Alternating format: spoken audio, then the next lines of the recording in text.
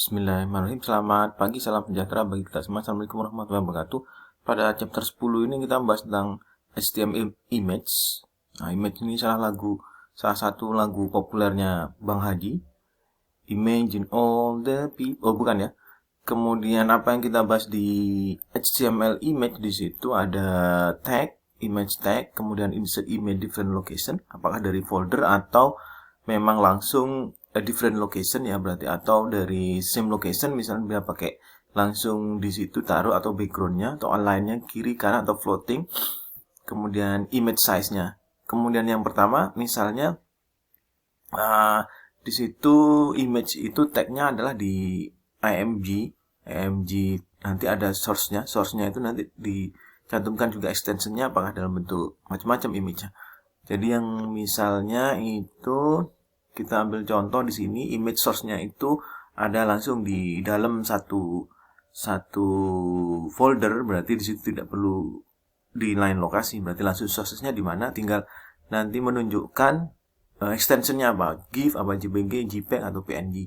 Kemudian ini width-nya sama height-nya, ukurannya lebih besar width-nya daripada height-nya. Kemudian nah ini yang tampil di display dan di browser seperti ini. Kalau misalnya dia different location, maka dia ngambil dari folder mana, misalnya folder yang lain, maka di situ nyantumkan di slash image, berarti dia di foldernya image, tidak di foldernya yang sama dengan HTML ini.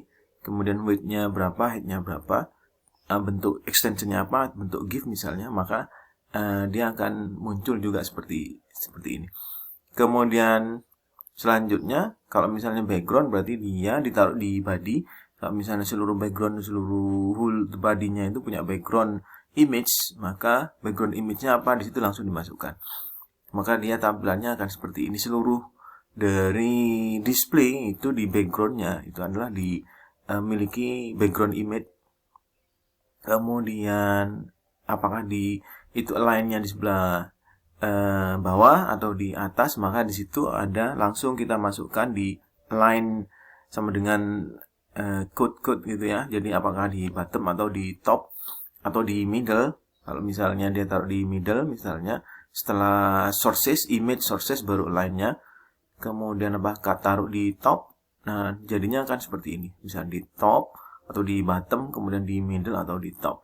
Kemudian selanjutnya kalau misalnya kita ukuran, maka itu size-nya itu bisa kita rubah-rubah, width-nya, height-nya itu bisa kita rubah-rubah.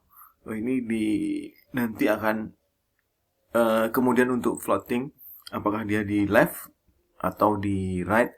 Kalau tadi yang atas, bottom, and top, nah ini apakah di left-nya atau di right-nya, maka akan muncul di browser akan seperti ini. Kemudian kalau misalnya yang size, nah ini dia size itu di apakah width-nya berapa, kemudian kalau width-nya lebih besar berarti 45, terus 70 lebih besar, maka dia akan terdisplay atau di browsernya akan muncul yang lebih besar.